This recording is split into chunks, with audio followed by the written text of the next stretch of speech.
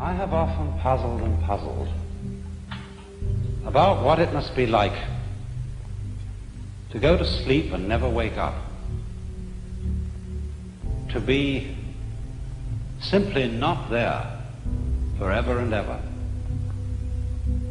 After all, one has some intimation of this by the interval that separates going to sleep from waking, when we don't have any dreams but go to sleep, and then suddenly we're there again, and in the interim there was nothing.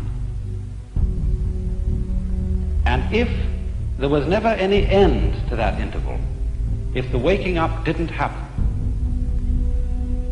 that's such a curious thought. And yet, you know, I found that's one of the most creative thoughts I ever thought in my life. What is your state of mind when you contemplate the possibility of everything becoming nothing? All right, so the universe is a transitory system, like a bubble, like smoke, like foam on the water. And so, how easy? Just go along with it, dissolve. So, what's the problem? Why don't we want to give up? What do we think we're going to get by holding on and by resisting the dissolution? What I'm interested in for you to feel is what do you really feel like inside at the prospect of there being nothing, of this whole thing being a bubble that dissolves?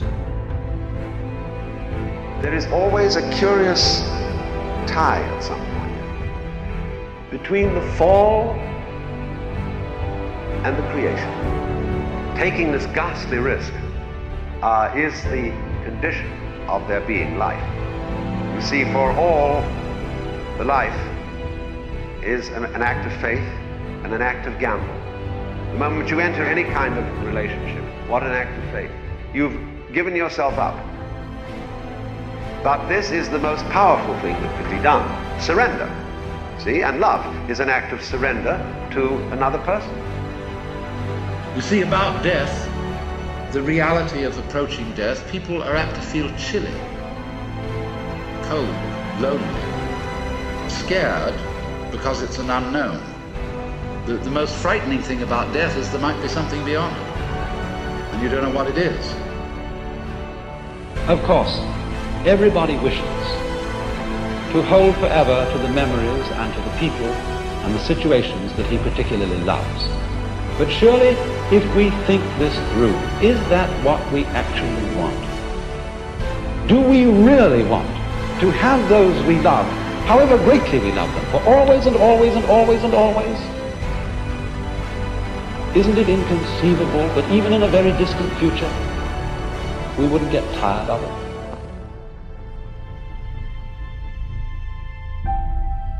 And there comes a point when you have to say, I'm sorry, but I am completely going to abandon responsibility for anything. And then the curious thing that occurs is the moment all that is dropped, suddenly it dawns on you that to be important, existence does not have to go on any longer than a moment. It follows from that, you see, that if any one of us, without being shocked into it by being bombed or put in a concentration camp, could at this moment be as one about to die, genuinely and honestly, we would understand the mystery of life.